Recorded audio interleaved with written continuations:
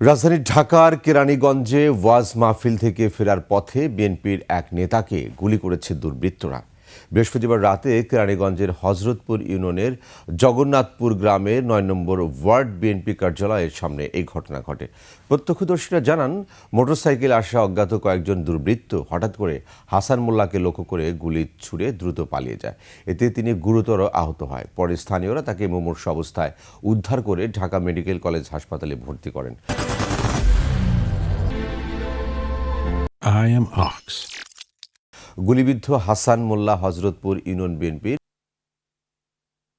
Motorcycle যেটা আমাদের পিছনে আসছে আইসা লাইট ছিল না, মোটরসাইকেল লাইট অফ ছিল। অফ থাকার পর সামনে আইসা ব্রেক দিছে, একটু দূরে ব্রেক দিছে। ব্রেক দেওয়ার পর ওই মোটরসাইকেল যে পিছে যে বসা ছিল উনি শ্যুট করছে।